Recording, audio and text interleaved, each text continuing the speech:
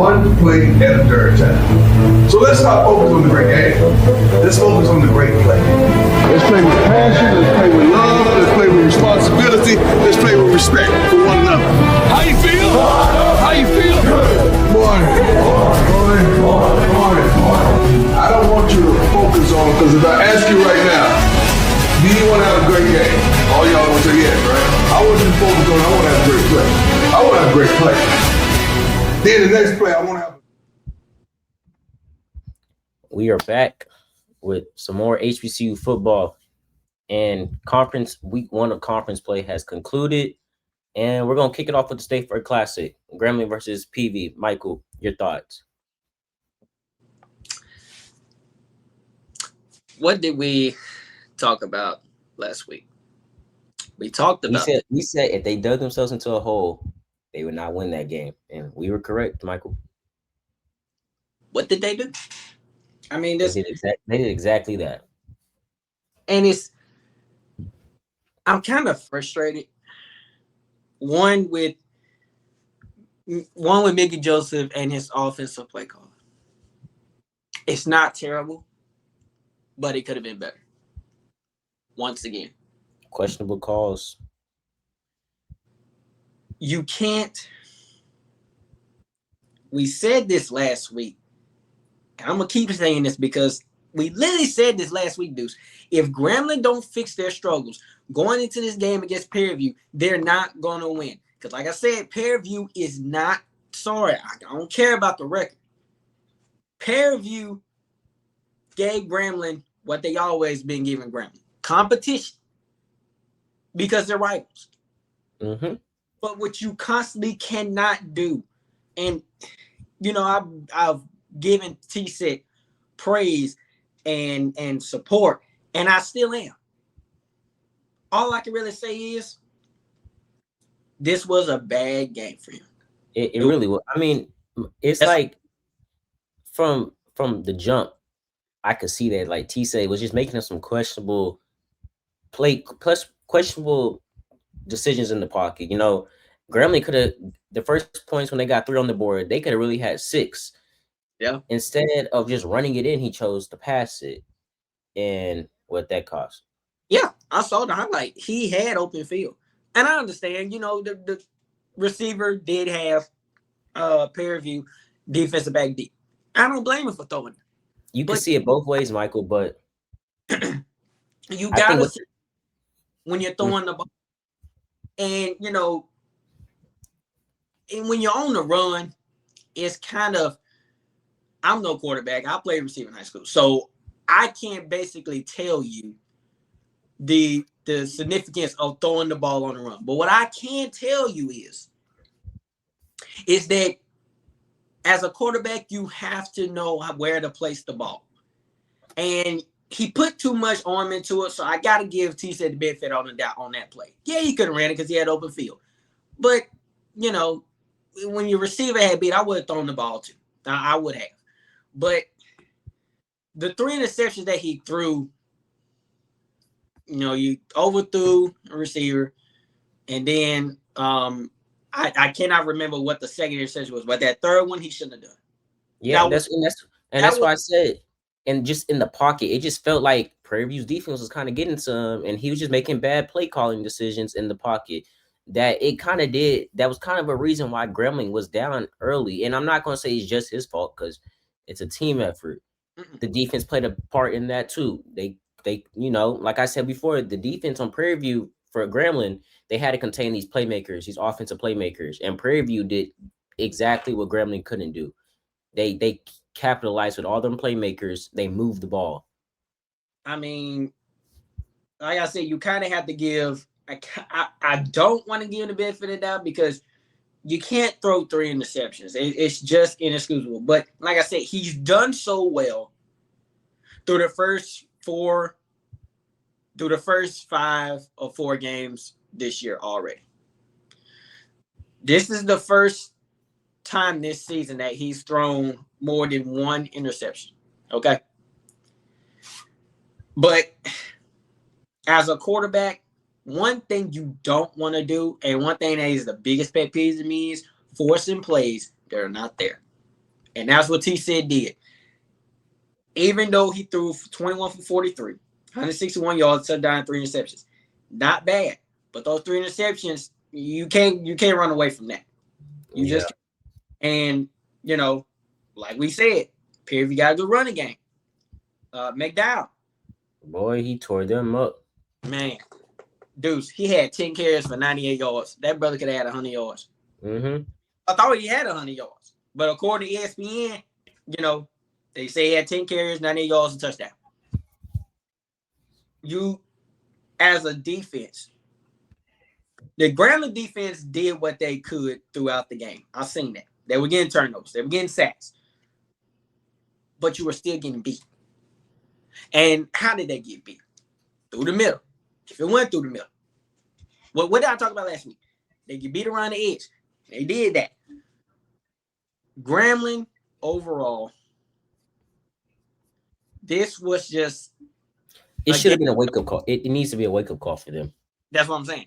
It needs to be a wake-up call because we said the first 2-3 weeks, oh, Grambling, except for Langston, we said, oh, Grambling, y'all got by because, you know, these were just teams that caught you by surprise, but I guess y'all wanted it more. Y'all had the better plays. We saw all that.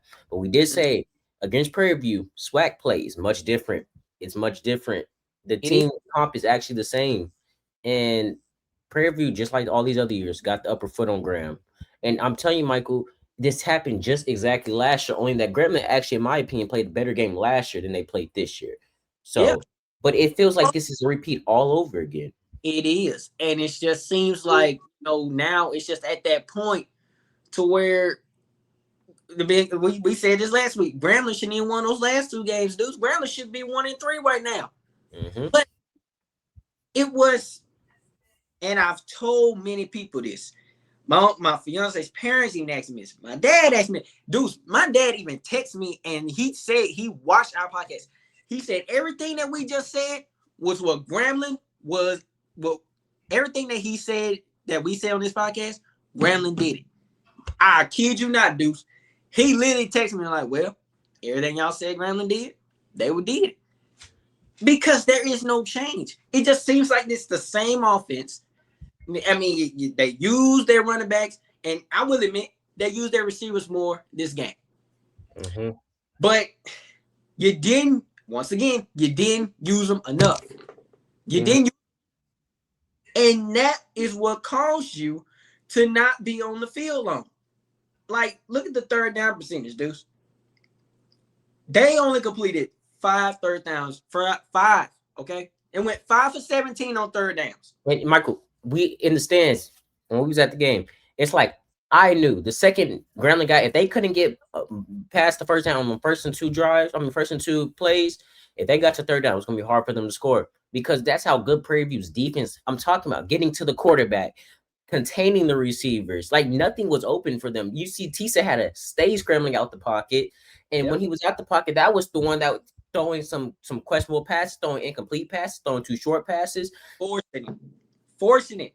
But I will give Grambling defense the benefit of the doubt because they held Prairie View to 2 for 9. Now, that's pretty darn good if you ask me. The whole Prairie View. I think Grambling's defense early on in the game, okay, yes, they played a big fraction for letting Prairie View score. It was off of easy plays, in my opinion. But the second half, it looked like Grambling kind of woke up. Grambling offense was able to come back in 8 points, come back in with the 8 points. Unfortunately, that's when I guess Grambling defense led up and let Prairie View score the game's ending touchdown. But here's the thing. You cannot have 4 turnovers and expect to win. It's not always possible. Sometimes you get 4, 5 turnovers.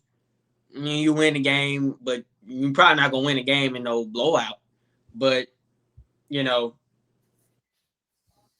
Prairie View gave Grambling what all those other teams, Eastern Kentucky, that they couldn't do. Texas Commerce couldn't do. And now, and like you just said, Deuce, they got what was coming to them. They got what was coming to them. Because when you don't fix the problems that you have, it's either going to start as conference play or it's going to start as non-conference. And we said this last week, and I know I've been saying it so many times, and I'm going to keep saying it until the people can hear me in the back. Well, Grambling did not fix their struggles, which caused them to lose this game. This game could have been a whole lot worse than what it was because Prairie View had a 14-3 lead over Grambling. Grambling couldn't even get in his own. Deuce, Grambling kicked 2 field goals in the first half. Not 1 touchdown. Grambling only scored 1 touchdown throughout the whole game. You don't score a touchdown in the third quarter. First of all, that cannot happen. Mm-hmm. That cannot happen. You cannot come out of halftime and not score. Prairie View scored 1 touchdown each quarter. Now I ain't gonna lie, that's kind of funny to me because Prairie View could only score 1 touchdown for each quarter. But that also tells you that Grambling defense did what they could, regardless of their struggles. Grambling defense did a whole lot better than the offense did. That's just reality. Let's just call it like it is. Grambling defense, I give them more praise than the offense did because of the fact, first of all, your special teams, bad snap, can't have it. Your fumble, Prairie View get after 2 yards, put him right in range to score. Easy touchdown. You cannot have it, and that is a bad coaching. We did say that the special team, Michael, that special teams has been questionable all season long. And turnovers. That if the special teams don't fix their problems, it's gonna be just like this in Prairie View. And what happened? Struggle, lost, offensive, not offensive. I've already said that. Special team struggles. Caught up to them. Every single thing that we said last week caught up to them dudes, which caused them to lose this game against Prairie View. And I'm telling you this now, that if Grambling, I'm keep saying this on every week until something changes. If Grambling do not fix their struggles, they will not be Jackson State. They will not win their homecoming. And I hate to say that. And I know a lot of Grambling people probably going to be like, probably thinking I'm being biased. I'm not being biased. I'm literally trying to get y'all to understand that Grambling is not in a good position. They're not. Regardless of their record. They're not. Michael, no. You can't even really count that 3-2 record because that non-conference game don't matter. It's the conference games that matter that get you to the championship game. When you start 0-1 and you're against a team like Prairie View who is now 2-0 in conference, that difference is going to be hard to catch up with. This is not like the NFL. This is college ball. You play less. You play less opponents in your conference, so it's harder to really catch up, in my opinion, to catch up to these schools. Prairie View has a 2-0 lead over Texas Southern and Grambling. That's 2 teams in that conference in that division that Grambling has. I mean, that Prairie View has the edge over. Right now, Prairie View is the favorites to go out there and win that division. Yep. And then now you gotta think about this too, Deuce. They're in the same division as Grambling is. They have the tiebreaker. That's gonna matter. Prairie View have the lead. Really, the SWAC division. Oh, I don't know if Grambling's in the East or West division, but your SWAC division with Prairie View, Arkansas Pine Bluff, Texas Southern, Grambling, and Alcorn, that division is wide open. But you had the opportunity to not only win your first conference game, but probably be over Prairie View and probably be first place. But your offensive inconsistency, your poor special team struggles, and your defense improved but still struggle. Mainly your offensive inconsistency and special team struggles caused you to lose this game. Why? Because you got 4 turnovers. Why? Because you only completed 5 of your third downs. It can't happen. And you go 0 for 2 on 4th downs. You cannot do that. You cannot sit here and tell me that you go 0 for 2 on 3rd downs. 0 for 2 on 4th downs and 5 for 17 on 3rd downs, and you expect to win this game. I don't care what nobody say. Not possible unless you're playing one of the sorriest teams in your division. Yes, I mean, sorriest team in your conference. Mickey Joseph also has to do better himself too. He got to do better. Look, they lost this game last year. If I was them, I come into this game, my whole mind is focused on beating you. We fix everything that didn't work last year. We go to improve it. Mm-hmm. It looked worse than last year. Yes, Grambling looked better than they did last year than they did this year. And that's probably you can give benefits to Prairie View because they look like the better team than last year. They were. Grambling could have played better than what they played on that field because we've seen them play better. Yeah. And then you got to think about this too. The head coach over there, I think this is his first season, if I'm not mistaken. You got beat. Not only did you get beat by Fairview twice, but you lost to a first-year head coach who hasn't even coached in this classic. You supposed to have more experience over him. And then not only that, you got depth in your roster. You got seniors playing this game, right? You got juniors playing this game. The only guys on this roster that should be like, okay, this is my first trial one, is the freshmen. There should be no reason that in the last 7 years that Prairie View is leading the State Fair Classic. I think it's like Grambling's 4-8, 4-7 against Prairie View in the last 10 years. That is embarrassing. It's just I'm telling you. Since they have not been winning ever since 2016, 2017. Yeah, Grambling may get a win every now and then, but Prairie View keeps dominating year after year. But not in the State Fair Classic. I can care less about the other wins. The State Fair Classic is important to the Grambling community. It's important to the Grambling alumni. It's important to the Grambling Hall of Famers that are still living to this day. And I just think it's embarrassing that Prairie View in the State Fair Classic is literally 4-8 in the last 10 years or whatever. Because that is embarrassing. Grambling should be leading the State Fair Classic. In my opinion, Grambling are so many State Fair Classic. Every year, Grambling used to dominate Prairie View every single year. I guarantee if I go do research right now, I can guarantee Grambling has a series lead over Prairie View. But you cannot lose to Prairie View 2 straight years. That don't look good for your coaching resume. And that I mean, I don't want to say this because it's still early, but and Deuce, me and you talked about this numerous of times before. That when you're coaching at Grambling, yes, it matters that you want to win more than lose. But you hold a legacy when you coach at Grambling. I'm talking about if you don't win the State Fair Classic, if you don't win the Bayou Classic, if you don't beat Jackson as well, add that in there. And I can see if it's your first season or first year or first time as a head coach. I get that. I'll give you the benefit of the doubt. Maybe. But if this is your second and third year and you ain't beat Prairie View not one time, your head coaching job is up for question. And if it ain't, then something's wrong with the athletic director. But like I said, it's early. It is. But you can't lose State Fair Class 2 straight years. You can't do that. Because that basically telling me that nothing has changed. And that's all on you. That's on Mickey Joseph and the coaching staff. Because you literally just said, Deuce, last year's Grambling was better than this year's. And that's saying it's supposed to improve every year, not backtrack. And I mean, like I said, regardless of 3-2, to be honest, Grambling should be 2-3 right now. I think 1-4. 1-4. You know what I'm saying? Because it's just, you can't keep constantly having the same old struggles and expect to win every time. And Prairie View game is an example. When you're playing a conference rival or whoever's in your conference, if you don't fix your struggles, you're not going to win many conference games.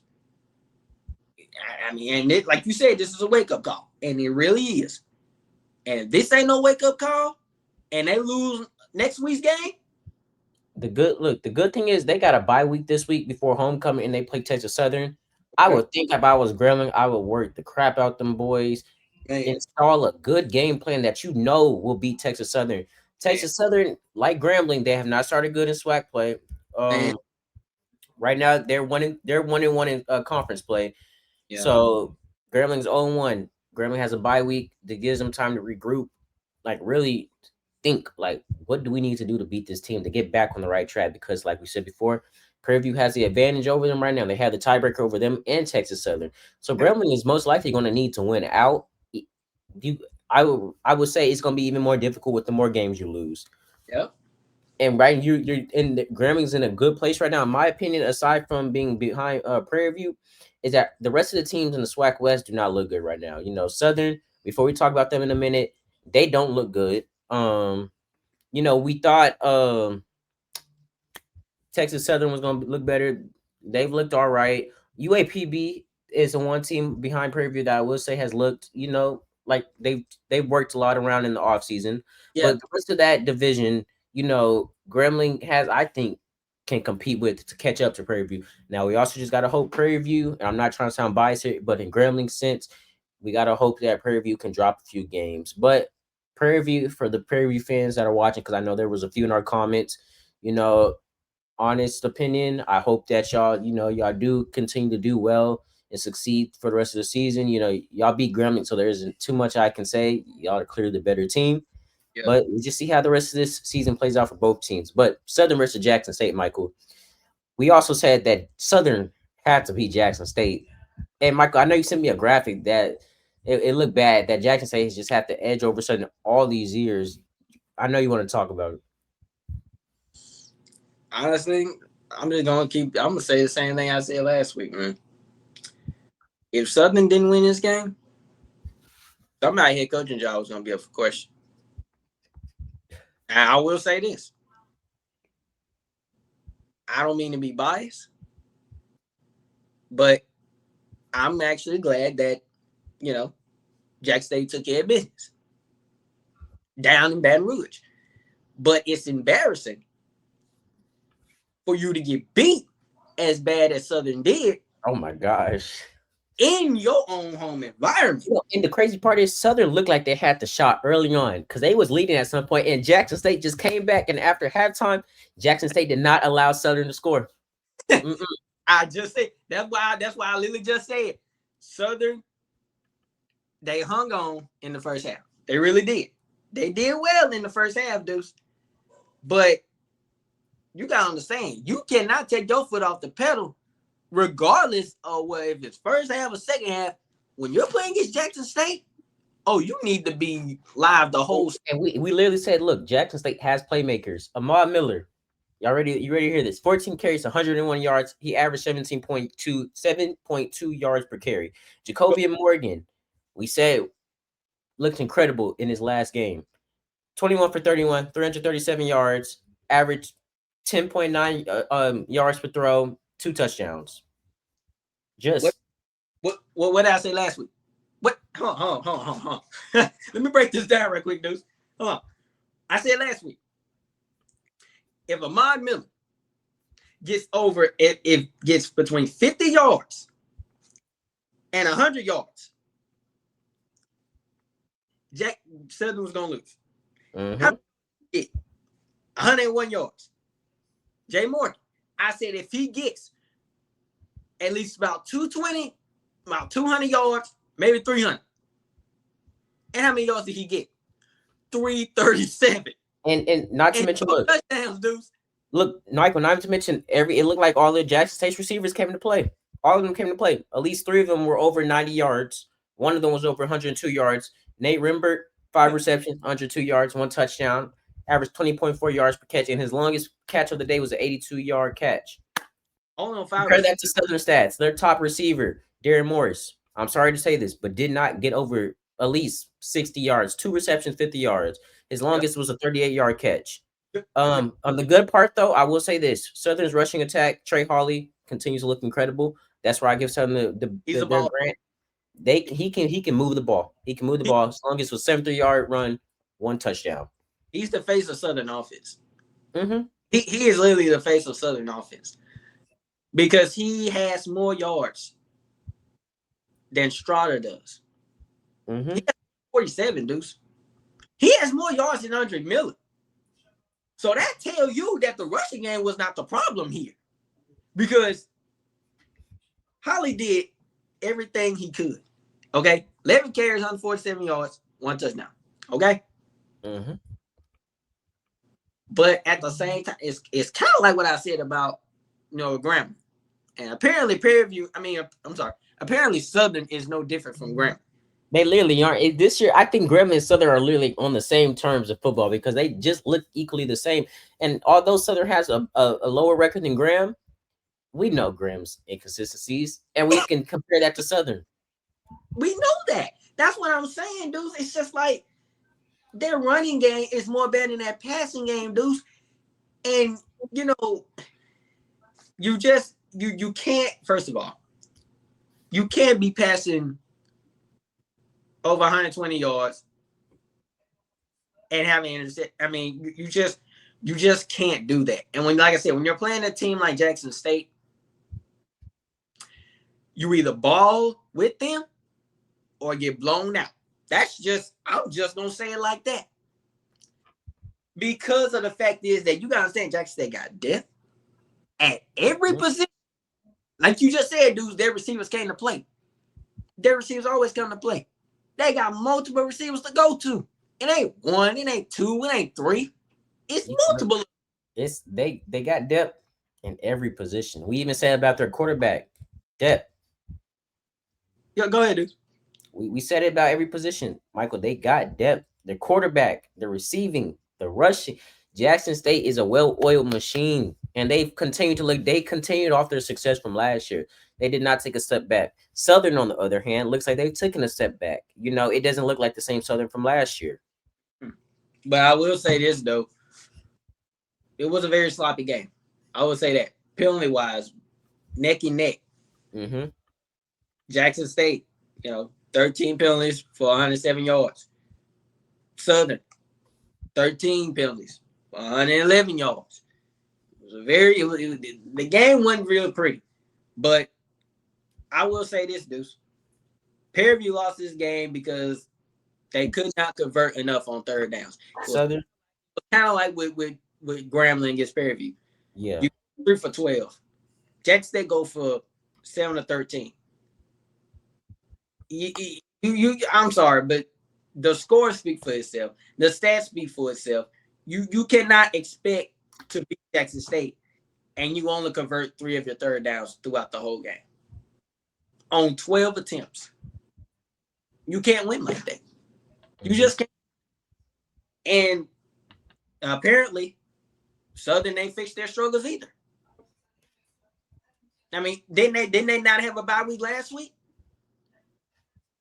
If I remember correctly.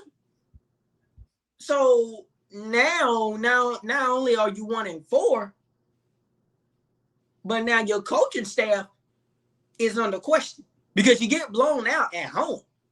And I said it last week. Them folks down there in Baton Rouge, out at Southern University, if you lose this bad at home,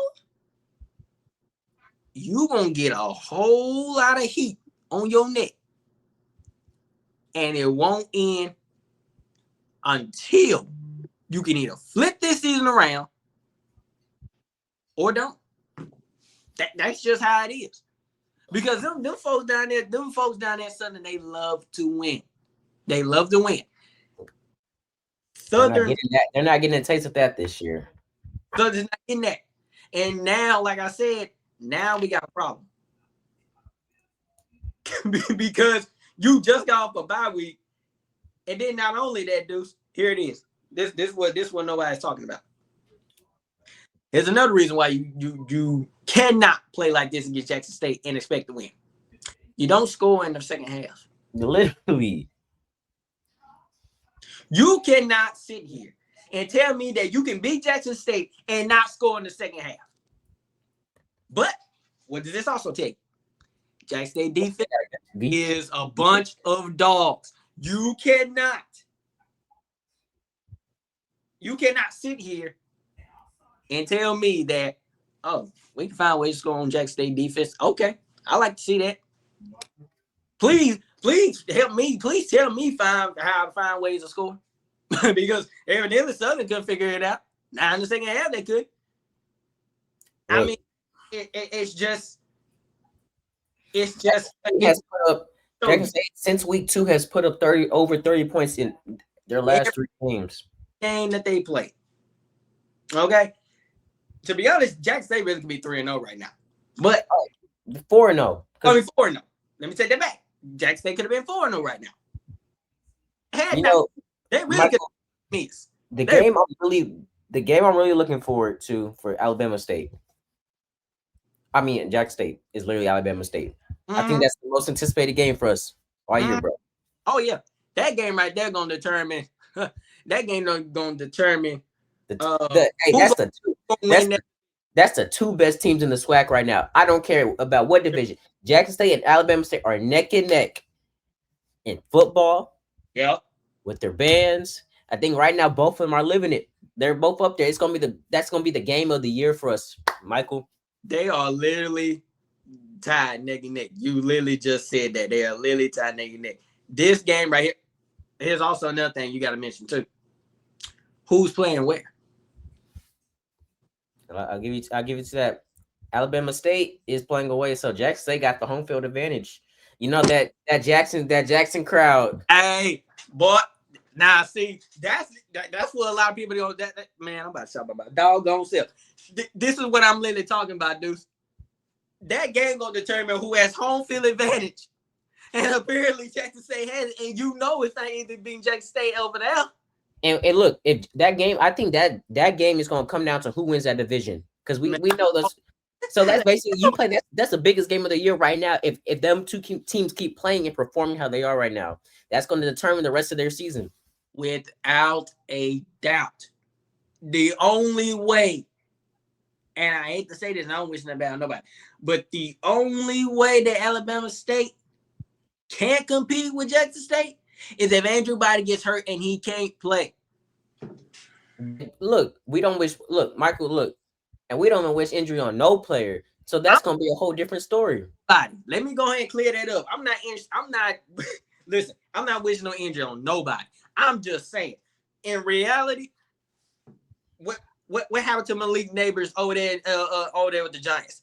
He got hurt. He out for the season. That's their star receiver, Deuce. But it's the same. It's the same thing with college football. If you lose your star player and you play in a team like Jackson State, I mean, don't get me wrong. Hold on. Let me take that back though. Alabama State do got a good offense. Okay. But at the same time, do you have a quarterback you can depend on if Andrew Body gets hurt? That's what you also got to think about. Because Andrew Body clearly knows how to run his offense. He clearly knows how to do it.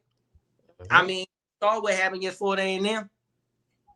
So now it's just like, do you have a quarterback you trust? But like I said, I'm not wishing injury on nobody. I'm just giving out the options here. Yeah, and look, Alabama State. Good thing about Alabama State is they just came off a 42-14 win against FAMU, Michael. That another important SWAC win.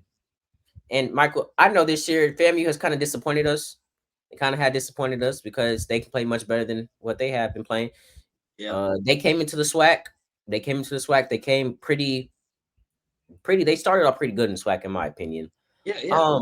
Coming from the MEAC, they came to the SWAC, started off pretty good, but Alabama State proved their dominance in a fashionable win against Florida A&M, and I think Florida A&M. This also mean like I don't really think Florida A&M is going to be the team to compete this year. Just they're struggling. They're struggling. They're struggling, and they're struggling.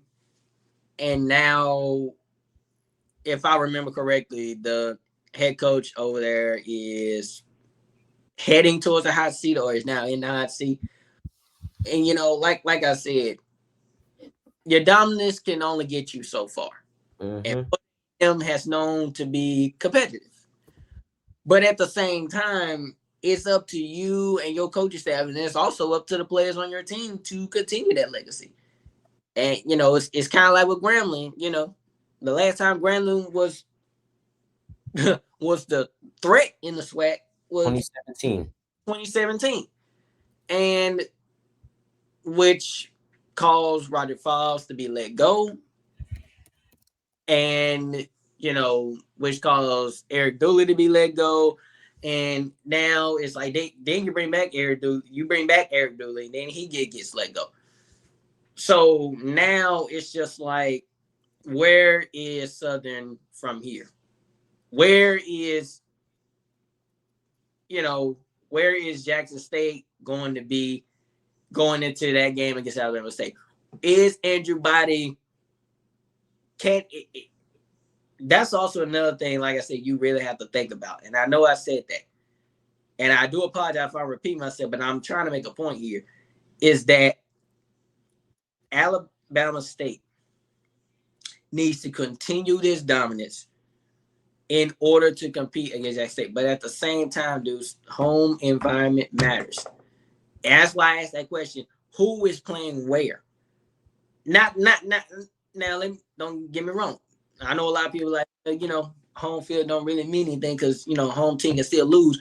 Yes, but at the same time. That's what happened with FAMU. They had the home field event and they still lost. Yeah, but Jackson State is not Florida A&M. Alabama State is not Florida A&M. You got to understand that there are certain home environments that you don't want to play at in the SWAC or in any HBCU for that matter. Mm-hmm. So, which is kind of what I mean with Jackson State going to Southern. And those we said this last week, that this game here, it's either going to be a blowout or it's going to be close. Mm-hmm. And apparently 38-13. I mean, the struggles continue for Southern. And now the question is, can they recover from this? And not only can they got to win out. Southern has to win out, in my opinion. Yeah. I mean, even though you only lost one conference game, yes, I give you benefit of the doubt, yes. But at the same I say there's really one division conference game because the other two, they did lose to Alabama State. Yes. They did lose to Alabama State, unfortunately, but they beat Mississippi Valley. That kind of that gave me a little bit of hope. But Mississippi Valley it hasn't really been. I mean, they've gotten a little bit competitive, but I mean, look, and I'm gonna say this. Southern did win, but it was a closer game than expected. So that does show a lot about Mississippi Valley. It was a lot about Mississippi Valley. That's why I'm saying, that regardless of their record, Mississippi Valley still has competitiveness on that team, without a doubt. But if you just look back in recent years, Mississippi Valley State just hasn't really been a threat this way. They're 0-4. They're 0-4 right now. So yeah, but I mean, I'm not even talking about this year in general. I'm talking about in previous years. Yeah, previous years, no one really saw Mississippi Valley State as a threat. Mm-hmm. And there are some people that probably still don't, regardless of their record. And I know some people, and I know some of y'all that says, "Hey, I ain't looking at the record." Yeah, yes, you are. Yes, you are. I mean, I take back what I just said. I mean, I did look at their record, but what I meant to say is that regardless of their record, and I said this not too long ago, they still have competitiveness. So, Michael, I got a question. Speaking of another 0-4 team, Alcorn, what is your thoughts on them right now? Because we had high hopes for them coming into this season too. They don't look good this year. I don't know what's going on over there. They lost to Northwestern 20-10. We gave it some slack. Okay, we said it's first game of the season. You lost a conference game to Alabama A&M 41-31. Even though they're not in the same division, it's still a conference game. Right. Mississippi State 6-3-0. I give them the benefit that we know these HBCUs are not winning these games, but UAPB, they lost 20-24. They play Prairie View next week. We know what Prairie View is capable of. Yeah. What's Alcorn? What's going on with Alcorn from here? Because it's going to be hard to dig them. Right now, they're in the same boat as Mississippi Valley, but we know that they can play better. We know Alcorn can play better. We've seen better. Yes, and they can. But at the same time, it's kind of like what I want to talk about with Michael Vick and Norfolk State. They do have a first year. They do have a new head coach. I don't know if some of y'all know that or not, but they do have a new head coach. Okay. Now, does that excuse for the way they're starting? No. but yes, at the same time. Because if you remember correctly, when Deion Sanders first started at Jackson State, he didn't start out so hot. I think Jackson State went 4-8 his first year. The struggles is happening because this is just an observation season for their head coach. And I know that probably don't make sense, but in reality, if you think about it, when you have a new head coach and you have some similar of the same roster of players that were on the team with the old coach and stuff like that, you kind of have to work what you got. You bring in transfers, but you might not be able to bring so much in your first season. It just depends on, I guess the reality depends on your name and who you are and what you represent. That's why I kind of, said in the past that now in this modern era, it's all about, are you a Hall of Famer and does your name ring a bell to a lot of these young other players? And you kind of see the significance that the struggle is real at Alcorn State. You see it. Not saying they're not competitive. They just have to find ways to win the right way. And they have not found that rhythm yet. But do I expect them to be competitive enough to win the division? No. I can't give that. I can't give that torch to Alcorn because it's just not there. I can't do that. But what I can do is I can give Alcorn State fans that listen. This is just an observation season for y'all. It's not technically over for y'all. Y'all still have chances to win. You just have to find ways to win. Now, do you have a chance to win enough to get to, like I said, win your division and play in the SWAC championship? No, I can't give you that. I cannot give you that. And I don't mean to be biased. I'm just keeping it real here. You don't have that yet. But what you do have talent. You just got to find ways to win with that talent. That's all it is. And I know it might not make sense. And I'm not trying to make sense. I'm trying to help y'all think that you have to find ways to seal a game. In Jackson State, Alcorn State could have won this game because they were up 20-17 over UAB in the third quarter, going into the fourth. But that touchdown by Christian Peters, 1-yard run, is what sealed the game. Now, I just said that you have to find ways to win, but not this way. You can't punt. First of all, you can't run 3 yards. You won't stay on the field long. You can't run the ball and just get 3 yards out of it. You will not win like that. And then on the next drive, you go -3 yards. You lose 3 yards, right? Which caused you to have to punt the ball, which clearly ended the game. Alcorn could have won this game if they were just a little bit more aggressive on that final drive, Deuce. The game went overtime. I think the game went overtime. From what I read on here, the game went overtime. But you cannot play like that in overtime. You punt and then you turn the ball over and downs. You can't win like that. Look, so UAPB took advantage. You say the same struggles about Alcorn. How'd you tie this into Michael Vick, with Norfolk? Because, I believe it's Deshaun Jackson. He's at Delaware State right now, right? Yes. And Delaware State they're looking pretty hot, but it's not good for Michael Vick. Yeah. What's your thought? Because I know it, like you said, it's a first-year head coach. You give them some slack because they're still getting adjusted to the program. They're really still, but you expect they still need to be held accountable for losses, though. Yes. just Norfolk. I think they had. I know they have the team to compete.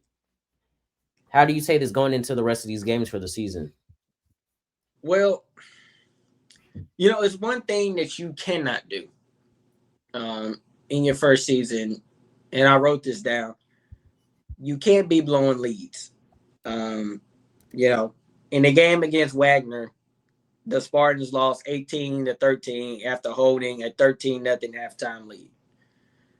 Then the team failed to score in the second half while giving up 18 points, which causes you to lose that game. You got to be able. Your players got to be able to control their game. I really don't like how they're lacking the MEAC right now. You know, and for games that they could have won, you know, even against Sacred Heart, they lost 31-28. So it's just these close games that they're losing because I don't necessarily think they're a bad team or anything. They're not. But at the same time, you know, I think this is Michael Vick's first time as a head coach in college football. So, well, yes, actually it is. I don't even know how I say I think. It is. But this is his first season. So you kind of have to give what's going on in Norfolk State. You kind of have to give it the benefit of the doubt because this is your rebuilding stage. It's kind of the same thing with Delaware State, even though yes, they're 3-2, but that does not mean they cannot struggle because it's still earning the season for them too. And I mean, look, the crazy part is Sacred Heart beat Delaware State, but the fact that Sacred Heart is one of the best independent schools in the FCS, Norfolk almost beat them. Yeah. That goes to show you that I don't think Norfolk is technically bad. They still have more MEAC conference games, so they can always catch up. But it's not good starting last in the conference play. Yeah, but let me make this clear. I'm not saying that Norfolk State is horrible. I'm not saying that. But what I'm saying is that this is Michael Vick's first year as a head coach. This is his first team of leadership. So you cannot really sit here and say that, oh, you know, he's not this, he's not that, he's not correcting the mistakes, he's not, the coaching staff is not on these players and all this and that. You can't point the finger at him. Yes, you're 1-4, but you're not horrible. But what you have to understand, what you also need to understand is that it's also on his coaching staff to help him. You know, it's kind of like with Dion, you know, in his second season, he went 12-1, but in his first year as a head coach for Jackson State, he was 4-8. He made adjustments and he got the recruits that he needed, starting with Travis Hunter, for example. This first season is a trial run for Michael Vick, and it's also a trial run for Norfolk State to see where we're at. Now, even though yes, it's first season, but at the same time, you got to think about this, Deuce. He might even take advantage of the transfer portal. I'm not saying Michael Vick is a Deion Sanders. No, that's not what I'm saying. Michael Vick, no. We're not even saying he's going to go out there and recruit the top of the top players, but I know he will take advantage of it with his name. He will take advantage of the transfer portal. He will take advantage of high school recruiting. He will take advantage of those two things. But in his first season, he didn't get a chance to do much of that. He made some moves, right? But he didn't make enough. Why? Because it's his first season.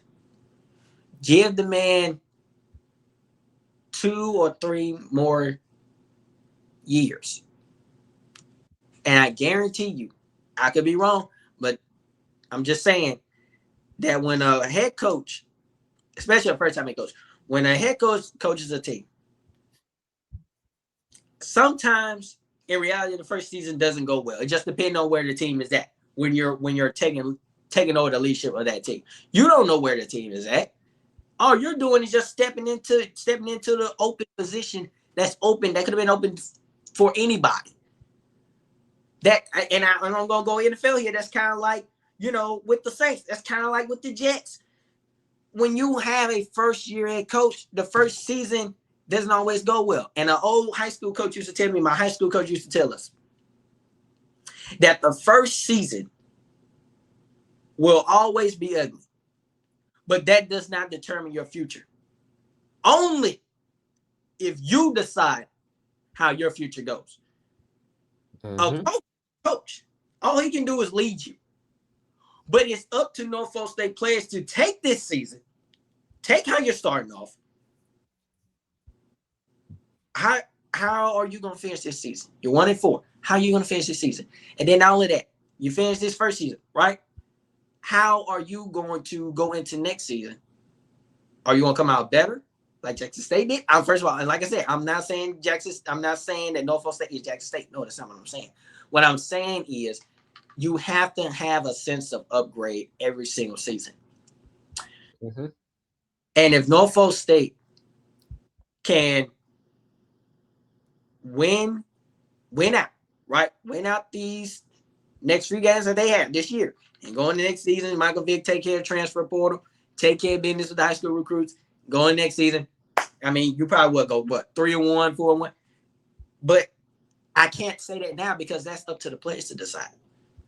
And I'm going to say one last time that your first season will always be ugly. But the only way your future will be a success is that if your players want that success for you and that you want that success for them. That's just that's reality. That's the game of coaching right there. I can care less. That's like if Grambling, like let me do some reverse psychology right quick. Let's say Grambling got Ed Reed as a head coach. I guarantee you that first season won't go. I guarantee that first season might go like Norfolk State season is going right now. But let's say Ed Reed did better his second season. Mm-hmm. Killing the recruits, right? Killing the transfer portal. Grambling ends up being competitive like Jackson State did. Yeah.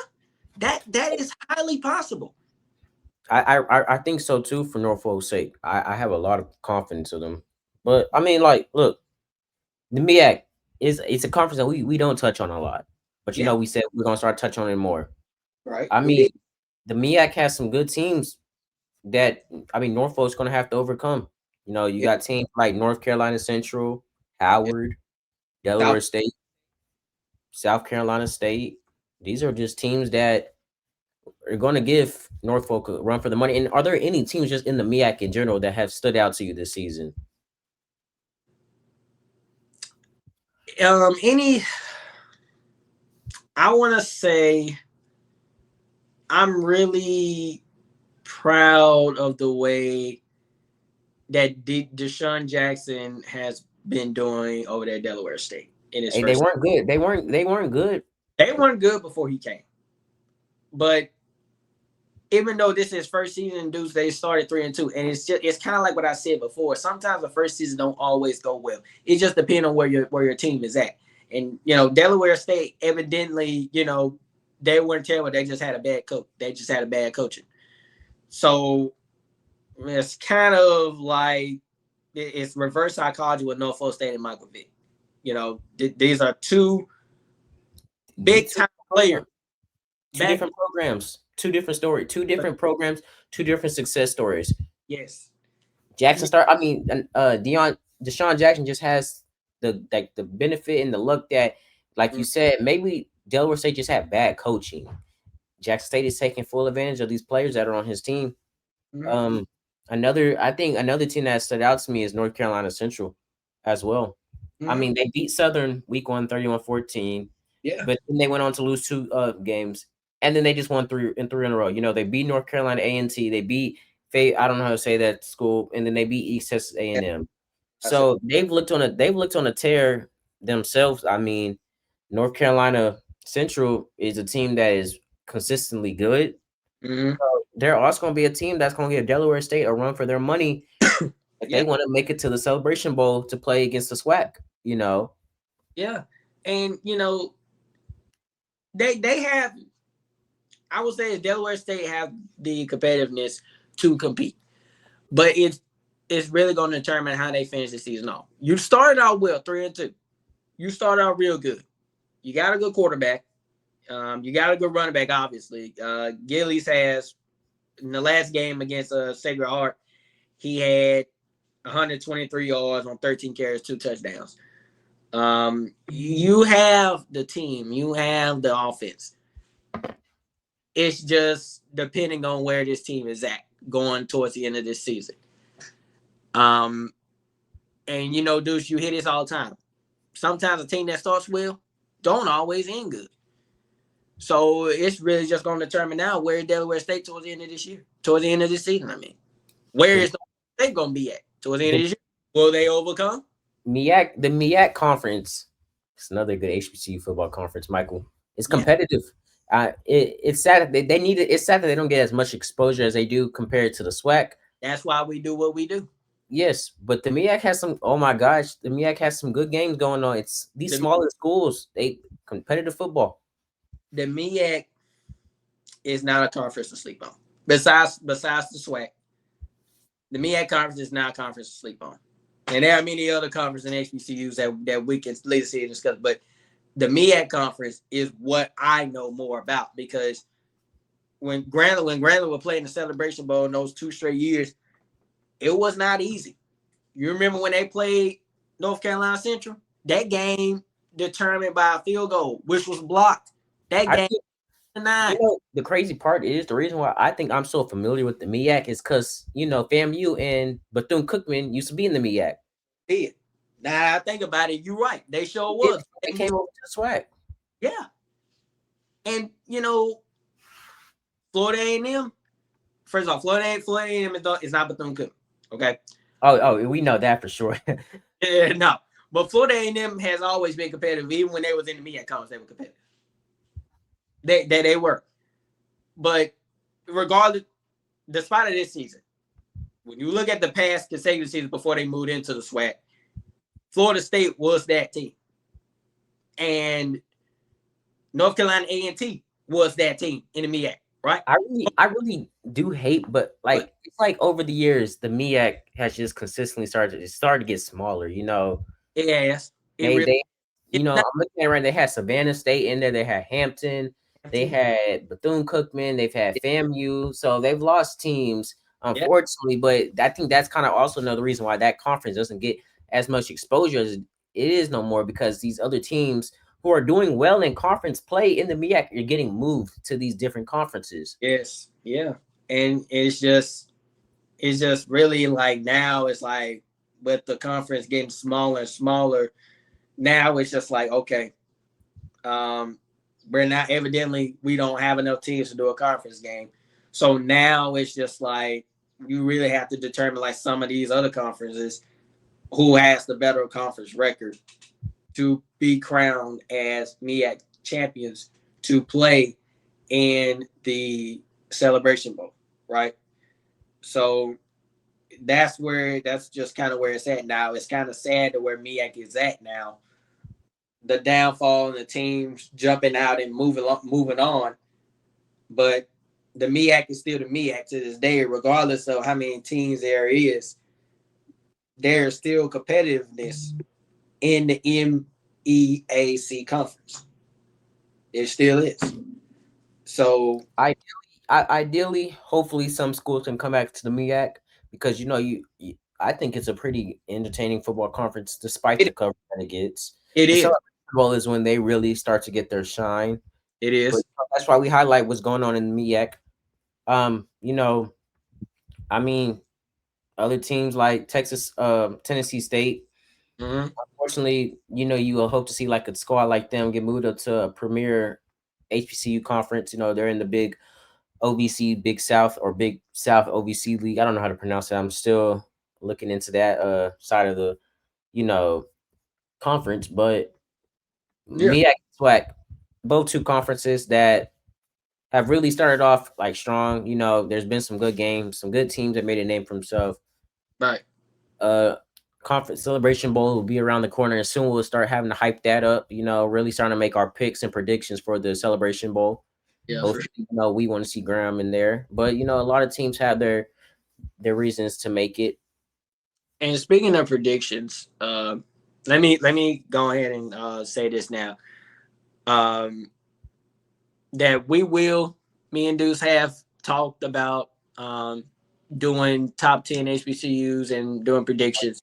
Yes, So, that will be coming out. Our top 10 HBCUs will be coming out this week. Yes, so we will be giving our predictions of who we think is going to win. So y'all make sure y'all stay tuned on Instagram and on Instagram for that.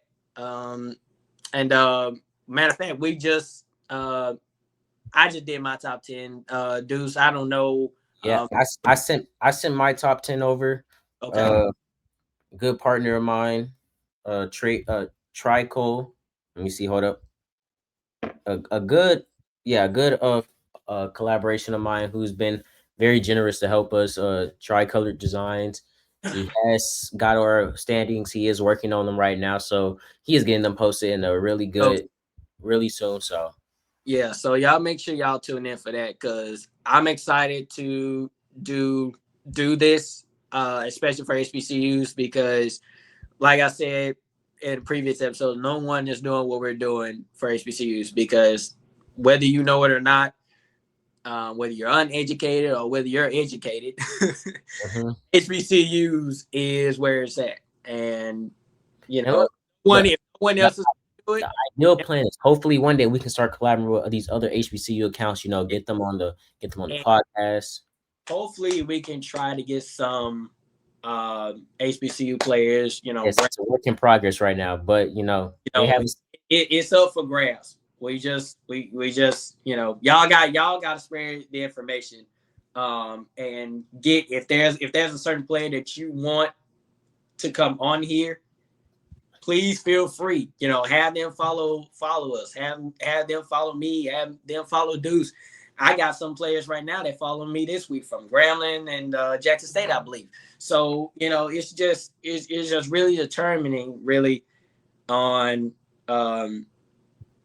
the exposure that we get.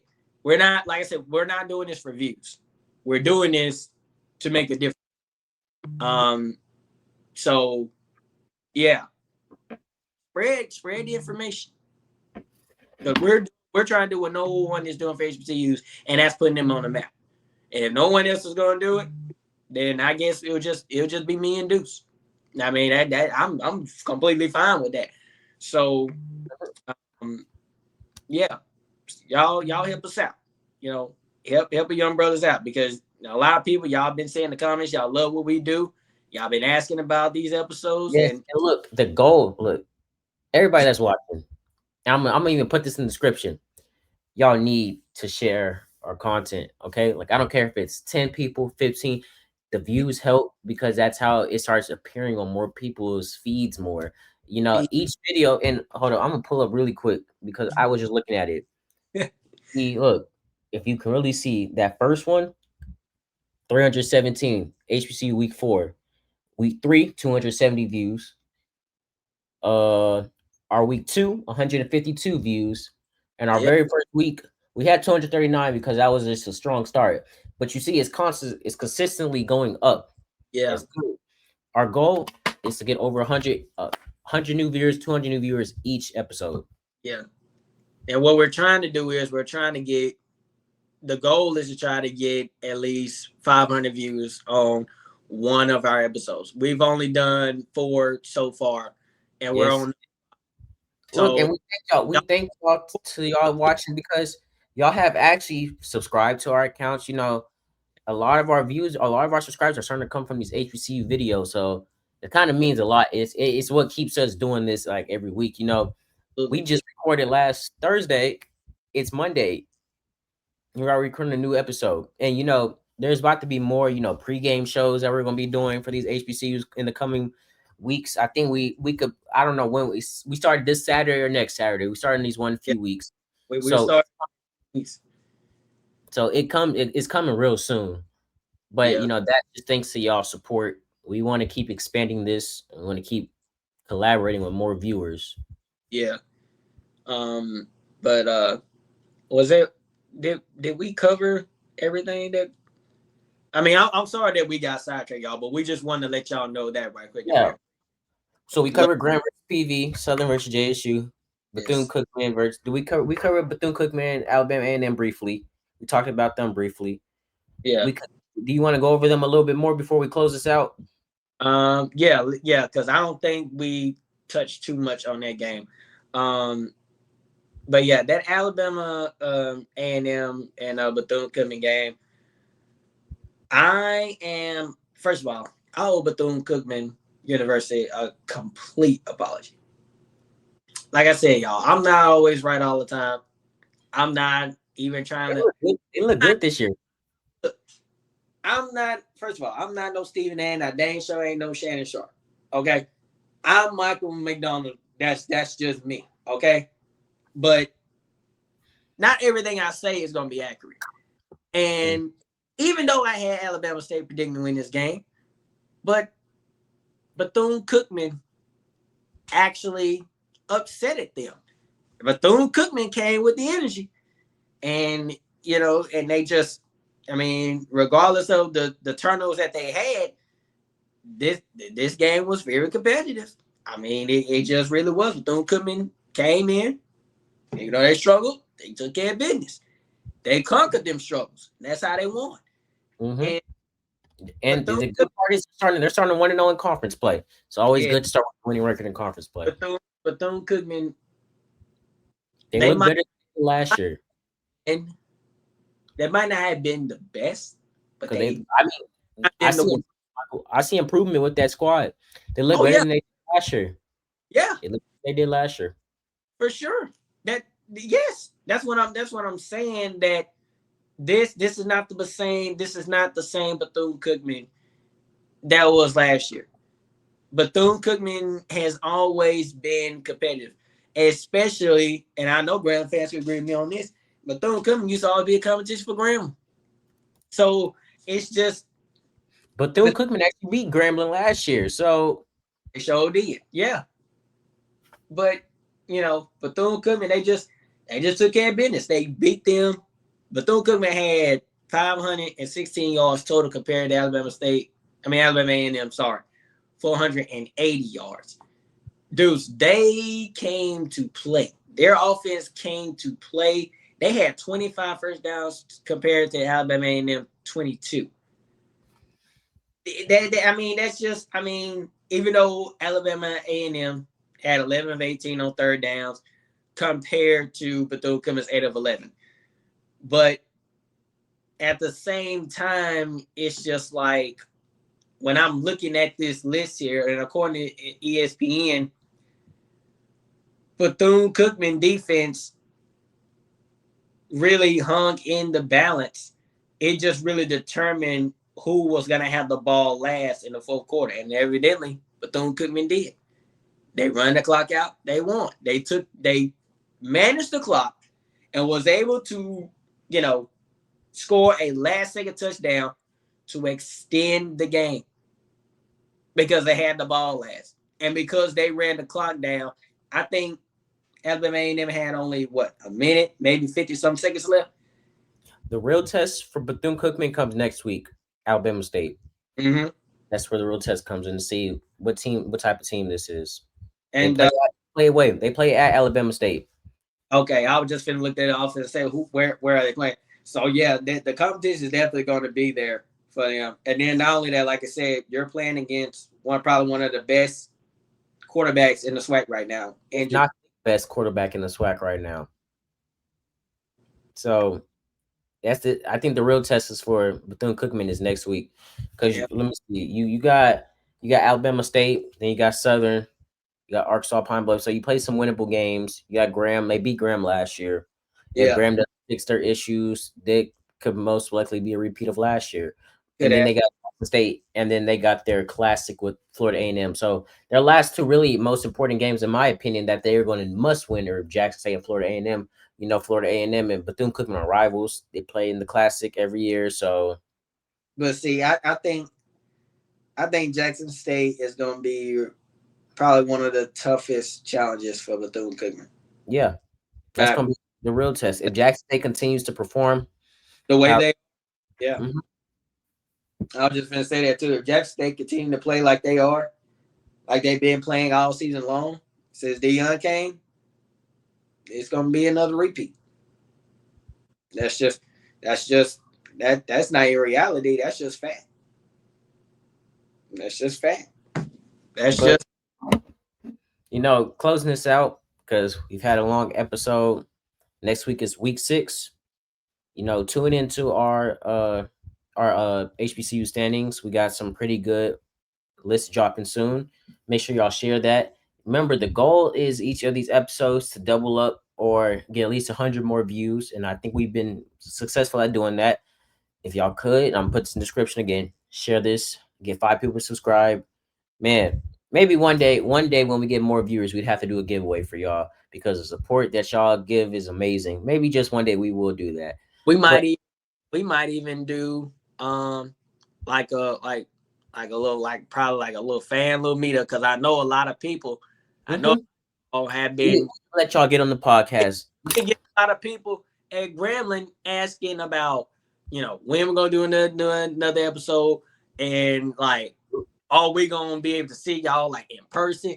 Like the fan growth is growing every episode.